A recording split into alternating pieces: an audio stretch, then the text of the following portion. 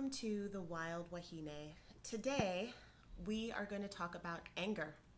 If you have turned on the television, if you are looking at social media, if you are going outside of your house at all today, the world right now is shrouded in a lot of anger. Anger is one of those emotions that to me is really essentially a neutral emotion. It's what we do with our anger, it's how we react with our anger, it's how we push it on other people or how we bury it, which really determines whether this is something that can come out in a positive way or whether it's something that can come out in a very negative way. It is a trigger word for a lot of people. Just because they didn't have a safe place when they were growing up to deal with their anger, they were dealing with potentially an angry parent or an angry sibling or someone in their family that maybe had anger issues, and so they never were able to properly harness their own anger for positivity because they were so busy dealing with somebody else's that was being pushed on them. So I want to talk a little bit today about anger in an archetypal way and in a very tangible way, and how we can use that so that we can get to the point where we're able to be comfortable with our own anger and also deal with other people's anger without having a negative reaction to it, so to speak. So the first thing that I want to talk about is Mars. Mars is one of the lesser malefic planets. It is known to be an active planet. It is associated with the element of fire, with cardinal fire when you're specifically talking about Aries and that fiery energy. So it is a starter, it's an igniter. Think of it as lighting a match, or like shooting a rocket, or a sprinter when the gun goes off that's running the race. That big burst of energy that first comes right out, that would be that Mars energy. It's also associated with aggression. It's associated with assertiveness, speaking up for yourself, telling people what you want and how you want it, setting boundaries, being strict with that. It also is for self-defense. A lot of times people don't associate Mars with that, and there is something about holding a united, strong front that an aggressor, if they were to come to you, they wouldn't come to you because, like a lot of animals, for example, you know how their hairs will get prickly, or like a pufferfish, he gets really big. Sometimes that in and of itself is Mars energy. So you actually don't have to strike the first strike. You can actually just puff yourself up or get bigger or have people around you, and that makes you look stronger, and that will deter an enemy, so to speak. Other things about Mars that I like, that I feel like is more positive, is that it has associations with sports, military, with discipline, with large bursts of energy. It's a great igniter. It's associated with passion, with sex, with male sex organs. It's associated also in the negative side with accidents, because it's sometimes moving so fast and not really thinking about where it's going. So there's a lot of accidents that are associated with it. Also sickness, fevers, anything that's hot, inflammation, pimples, many other things like that when it comes to the body, pain, surgery sometimes. So those are some of the things that are associated with Mars. It's also the ruler of the first house. So I want to take a moment and talk about energy that I feel that we're in right now, which is tower energy. I feel like we've been in this energy for a while, and we all throughout our lives will have these tower moments. A tower is another one that has a severely negative association. Let me get the card for you right now so you can see. I like this particular picture. This is the Morgan Greer deck. The Tower card, as you can see. The reason why I like this one, I'll also show you this one. It's the Rider-Waite deck. But I love the color and the imagery of this one. I also like this one because when we're talking about the tower, we're talking about all four elements actually attacking this structure and the structure coming down. I like to think of tower moments as a renovation, but you didn't have it planned, and you actually might be in the house while the renovation is happening, which really sucks because you would have planned to have the renovation of your house or your condo when you had been safely in another place, in another rented place, staying with a family member, staying with a friend. But you kind of wake up in the middle of the night and they're renovating your apartment, and you're like, holy fuck, what is happening around me? And that's kind of the energy when you come up against something that is strong, and that kind of cracks and crumbles a steady foundation that you've had for a long time. So there is an idea of things breaking apart. There's an idea of things kind of falling apart. There's an idea of a structure that was built not necessarily that the structure was built on a solid foundation. It could be. It also could be built on lies and deception and negativity. But regardless to that, whether it's built on a strong foundation or whether it's built on a foundation that's kind of loose, like on sand and lies, the fact that you followed that structure and it was the structure that you lived by, and now that it's crumbling down, hurts and it doesn't feel good. And it's one of those things that can feel like everything is crumbling all around you. However, like in most renovations, if someone said, hey, I'm going to come renovate your place, it's going to be free, but you're going to have to stay in it to be renovated. Maybe half of us would say, okay, well, it's free. The other half would be like, fuck no, I'm getting out of here, or I'm just not going to go for the renovation. No, thank you. I like to keep it exactly the way it is. I'm a purist with this place. Tower energy doesn't really give you that choice. It just comes when it's going to come. I always tend to think, just because I do, that you might have had a little bit of an inkling that it was happening. Like maybe they sent you a postcard in the mail that said, hey, by the way, we're going to be renovating on the 25th, anywhere between 10 and 3, just to let you know. And you were just kind of didn't really see it. It just got buried under all the rest of the mail. I mean, I always feel like when I have tower moments in my life, it was something that I kind of a little bit saw coming. It wasn't necessarily as out of the blue as I would like to think. Now, in the middle of the tower moment, I'm like, oh my gosh, I can't believe, I definitely feel that way. But then when I look back on it, after I've kind of gone through that like full renovation of whatever the situation was in my life, I'm like, I could kind of see a little bit that things are moving into that place. And so I feel that at this time, with everything that's happening, with all of the protesting right now, this is a moment collectively in the world where people are coming together saying, we want to, break apart the foundation. This foundation is no longer working for us. There has been so many people that have said that they wanted to change it, that it was going to be a better foundation, and all they did was just essentially put up a facade. They just painted over something that had holes in it, that is full of carpenter ants, that has done all this termites and done all this destruction. You can't keep painting over the house. It's not working. It's still, the structure is falling apart. You might make it look nice for a little bit, but every 4 years, right? Every 4 years, somebody comes in and says, we're going to paint it and we're going to make it look different, but it actually isn't. It's the same. And so we're seeing this moment right now where a lot of people are like, let's tear down this structure. It's not working for us. It's dangerous for us. We do not feel safe, and we're fucking angry about it right now, and we want to see some change. And I think those are things that happen, and that's like an interesting way of using anger, because when you're using your anger, you're riding off that emotion to create change in your life. That is a very powerful thing, and I think that's one of the real positive ways to use it. So I want to take this moment to talk about anger in its relationship with abuse, because you will oftentimes find those two connected very deeply. And especially if you're the kind of person that has an aversion to anger, whether that be an aversion to your own anger or the aversion to someone else's anger, and you're not sure what to do and how to deal with it when it comes up within yourself or when it comes up within someone else, this is the key for you, because I know for sure it was the key for me as I was, moving through this energy. So a lot of times when you find yourself in situations of abuse, there's a lot of different feelings that come up, and I should issue like a little bit of a trigger warning that we'll be talking in a very general sense about abuse. I'm not going into specific details in this particular video. If you would like for me to talk about abuse in a very specific way, please just comment below, and I definitely will make a video about that.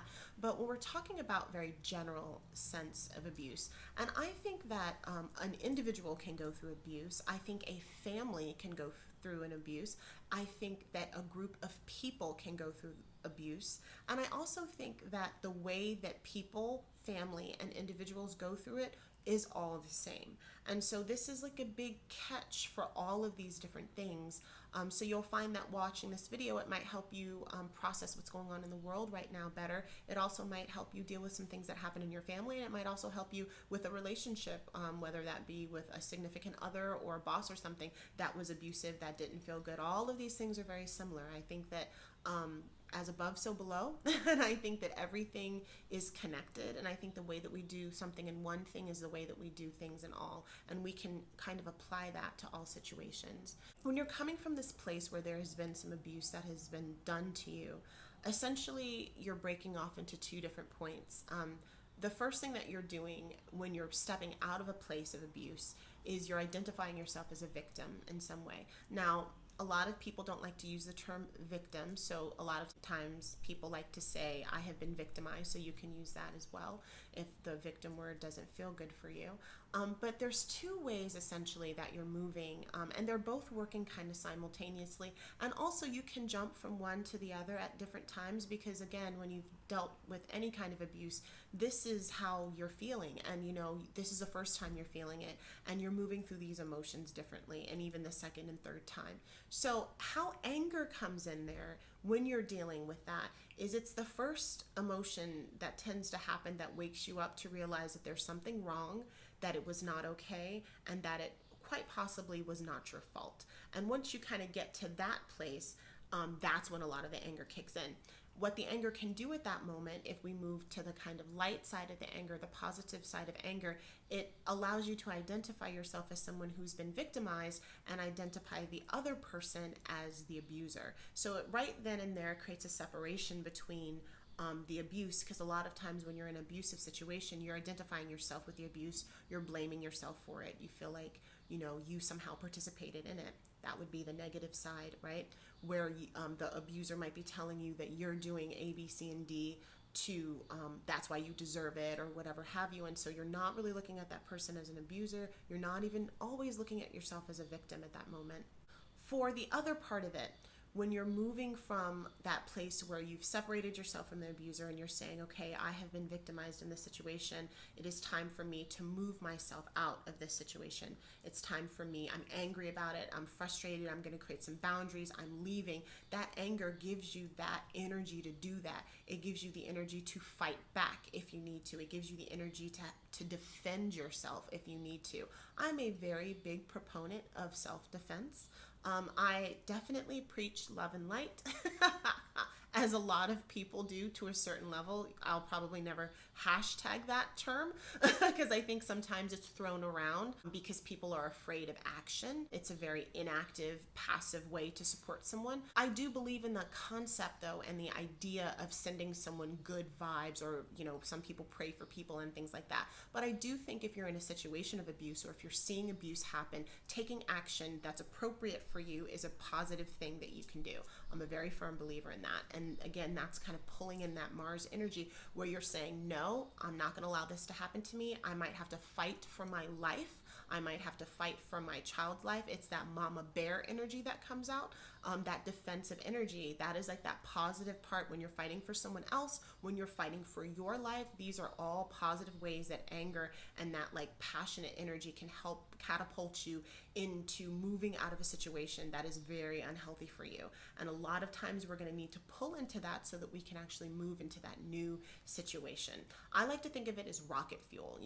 We're kind of sort of like gearing up so that we can get out of that situation. And sometimes, we need to have that kind of real active moment.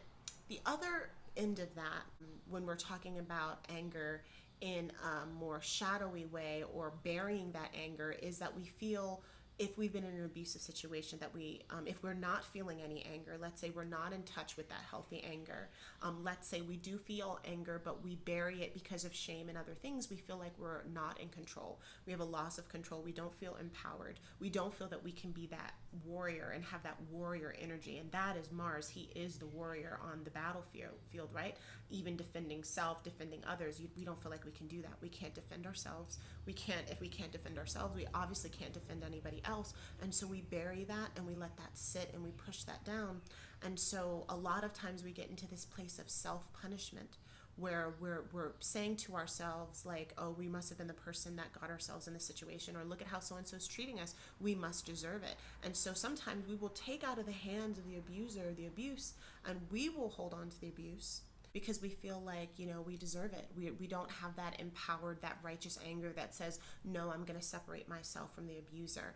I'm just going to continue to take it, and then I feel ashamed that I'm taking it. Maybe I know that I shouldn't be taking it, but I don't see any other way out. I don't have any help. There's nothing that I can do to empower myself. It's a very disempowering feeling, And when that happens, we do get into that like self-abusive cycle. The first thing I want to say is it's never okay to abuse anyone.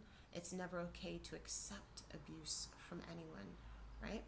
And so in this particular situation, we want to do our best to try to see what we can do to tap into that anger, that righteous anger, that thing that separates us from the thing that is abusing us, that, and so that we can create that boundary, and then we can start to heal and move on from there. A lot of times when people have that passive anger and they're just allowing things to happen and they don't feel empowered, it can cause a couple of different things that are very, very difficult to deal with. The first one is helplessness. That is being in a position where you just feel like there is no way out. There's nothing that you can do to help yourself. There's nothing that you can do to move forward with that. And a lot of times that comes from a place of being scared. We feel ashamed that we're scared. We're feeling ashamed that we're helpless. So not only are we in an abusive situation, dealing with that abuse, we're also helpless in the situation. We're also ashamed that we're helpless. We're scared in the situation. And all of those things mix together to make this big, huge soup of paralysis. And so we're not moving at all. And instead of having that aggressive, moving, fiery type of like catapulting imagery that we get from that Mars, that rocket fuel type of energy, we're actually in a paralyzed state where we're unable to move, we're unable to think about what we can do and even cause a plan of action, and we just are allowing all of the things to happen to us, and we can sink a little bit deeper in, and then it takes a lot longer for us to kind of crawl out of that situation.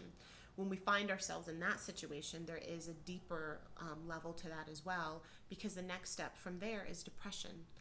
And when you have a depressed person, when you have a depressed family, when you have a depressed people, there's so many things that come out of that. A lot of times it seems as if that anger can actually get so incredibly concentrated that it could then explode and spill out all over the place, and you can do massive amounts of self-harm to yourself, and you can also harm everybody around you.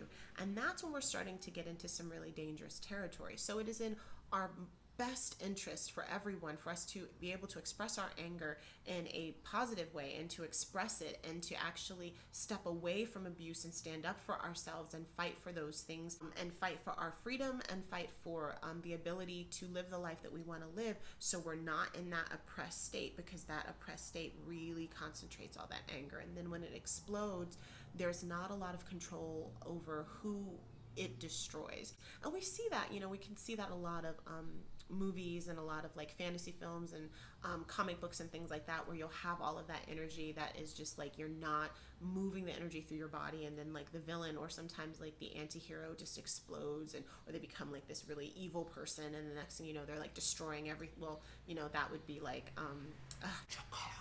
and the dragons like killing everyone.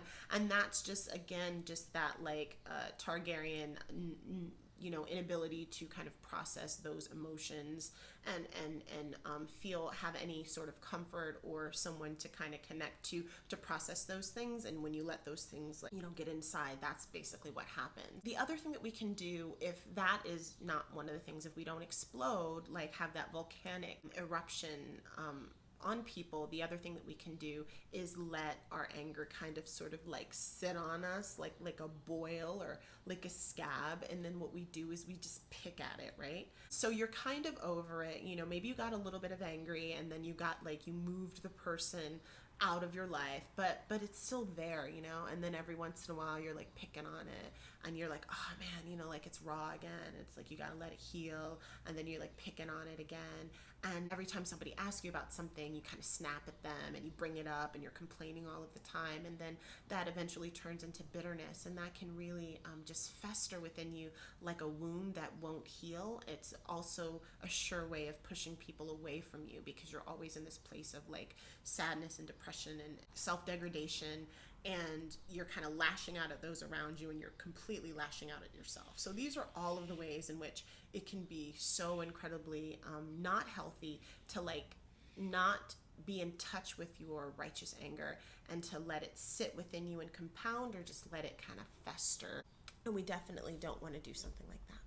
If you don't deal with the wound, right, the festering wound that we talked about, it can then continue to affect your life in a way where it affects you in a mental, in a physical, and in a social way. Mentally, it can start to cause paranoia for you. You can start to think that everybody's against you, that everybody wants to get you, that you can't do anything right. You can start to develop a lot of fearfulness surrounding others, fearfulness about whether or not you can trust yourself. In a physical way, it can lead to things that we see all the time, which is high blood pressure, heart disease, diabetes, immunodeficiency. It can cause all kinds of different things that we see in our lives today, and we wonder why we're not eating healthy, we're eating too much, we're not eating the healthy things for our body, weight gain, many other things. All of that comes from not processing our anger very well, and also having maybe like low fire in our bodies. If we don't have enough fire, also a lot of times is associated with your digestive system. So if you're the kind of person who has like a lot of tummy issues, or if you have a really weak digestion, you might want to like tap into that part of yourself that is, am I dealing with my anger? Am I too angry? Am I not angry at all? Am I letting things just go by? Like, what's going on in my life? Because a lot of times what happens in your tummy is directly affected by your emotions. You get to that point where all of these things are falling apart. Our mental health is falling apart, our physical health is falling apart, our social health, how we're like relating to people at work, how we're relating to our family, how we're relating to society as a whole. All of that starts to devolve into bad connections, and then that just leads us into a place that we don't want to be in, because we're in this self-pitying place of constant victimhood, and we can't really get out of that situation, and it can always be like maybe everybody else's fault, and we're not moving forward in any way. When we let it get to that place, it will stay in the psyche for a really long time, and we're not able to like be the type of people and have the type of life that we want. Flip side of that, if we actually deal with our anger, if we bring it out in a positive way, if we wield it as our kind of as a weapon, so to speak, but if we wield it as a defensive sword, like a gorgeous defensive sword, so that we're negotiating our lives with good boundaries, we're not staying in cycles of abuse with people, we can actually get on the other side of that. And there's a couple of things that we can do to get on the other side of that once we have, because you're still going to be feeling, if you've been in any kind of abusive situation, you will still be feeling the effects of that. No matter how you process your anger, it still can be something that is deep within you, that is painful, that is hard for you to move from. So one of the things that you can do, the best thing that you can do for yourself, is to get help for that. And what help looks like for everyone is very different. For some people, that could be talking to a good friend. For some people, that can be seeking a trained, certified therapist. For some people, it can be journaling or doing some sort of like self-help or self-love practice for themselves. We're all very different in what we need, and depending upon what the abuse was, how long it was, where it came from, would dictate different things. Also know in your life, as we'll all experience different forms of abuse in our life. That's something that does happen. And so depending upon what it was, what you do to get over it might be different each time. So if it has been an abusive situation with, like, say for example, a family member or a spouse or something like that, you might need professional help for that. However, if you got into a situation of abuse, maybe with a friend or at your job, and if it wasn't something that affected you in a deep way, that might be something that you can take care of with a self-help practice or something like that. Or just taking care of yourself and really thinking about what are the things that broke down in the situation. Am I seeing patterns in my life where I'm seeing these things play out? And I have to be honest that when we have them in our deeper relationships, especially our first relationships, family, a lot of times we will see them play out in our relationships, and we'll see them play out in our friendships and our work life. And then when we have kids, we're also going to see that dynamic play out. So these things can be very generational. So getting some help with that before you start your relationship, before you start your family, help you not pass along all of those feelings and all of those insecurities that you had while you were in that, and would help you kind of manage to your anger. Now, when it comes to what's going on in the world as a whole, like when there are groups of people that are angry, when there are groups of people that have been disenfranchised, how do you process that? How do groups process that? It can be the same thing. Groups can come together and say, this is a list of things that we want. This is the change that we want to affect. How are we going to affect the change? Now that we have told people what we want, now that we've demonstrated, now that we've gotten our words out there and we've said it, we've taken action, what is the next step? Because there always needs to be a next step. Anger is not something that is the solution. Anger is something that is, it's like the tunnel and the pathway towards the solution. So don't stop with anger. You know what I mean? You can start with anger, but you don't stop with anger. And that's really, really important, because sometimes, because of that heat, because it has this corralling effect, it can draw people in. Sometimes you can stay in that anger and let that thing cycle for a little bit, and then you're stuck in the cycle of anger, and that's something that you don't want to, because then we go down those negative pathways that we had before. Creating boundaries is something that's really important, and when we're dealing with anger in a healthy way, we're creating those boundaries. It takes something to actually step up and say no. No, I'm not going to let this happen to me. No, I'm not going to let you do this. No, I don't want to do this. I don't want to be a part of that. That for some people, in order to get that within themselves, they might need to get a little bit angry. And so it allows you to do that. And that's, like, again, one of those positive ways that you can use it. Another way, when you're getting on the other side of anger, after you're kind of releasing your anger and you're kind of coming back to this stasis point, forgiveness can be a really good quality. And I know that forgiveness can be triggering for some people sometimes. It was for me. I'm going to be very honest about that.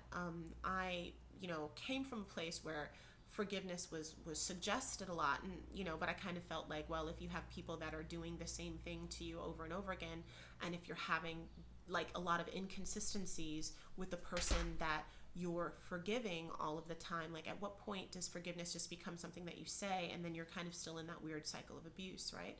And so forgiveness, actually, for me, when you're coming from a place of abuse, is interesting, because you can choose to forgive your abuser. Some people don't. Some people do. I can't tell you what to do for yourself, but you need to do what's best for yourself. However, the thing that I found that was really interesting when I moved on the other side of anger and I was kind of letting things go, was how much that I needed to forgive myself. That was a factor that I never had played into that. And I didn't realize actually how much that stays with you. Because for some people who like are intuitive or empathic folks, we kind of knew maybe a little bit early, oh, we're in this situation, I'm trying to change it, I'm trying to do all the work I can to get out of it, and you're not getting to the other side. And so you stay in it, and you stay in it way too long. And you stay in it so long, and you've been trying to change it for so long that you just don't know how to get yourself out of it. And then you're angry at yourself. You're angry at yourself that you stayed. You're angry at yourself that you dealt with it. You're angry at yourself that you didn't have the power to change it, right? And so you can't get on the other side of forgiveness for yourself. And there's so much anger that you have for yourself. And so being able to say, well, I forgive me because all of the different things, because I didn't know, because I stayed too long, because I thought I could change it, because I didn't get out early, because I allowed these things to happen, because actually I had no control, but I wish I did and I didn't. Whatever your story is, whatever your narrative is, you're walking yourself through all of that, right? You're walking yourself through the steps of forgiving yourself. Sometimes once you've done the deep work of forgiving yourself, then you're actually able to forgive someone else. And I wonder, and for myself, I have done the work more in terms of forgiving myself, and then it allowed me to feel freer and to feel lighter, so then I was actually able to move forward and forgive the other person. Because if you can forgive yourself, you can definitely forgive someone else. It's a lot easier, You're not holding on to that negativity. Anyway, those are the things that I wanted to share with you guys today. This video was a little bit longer than what I had initially expected.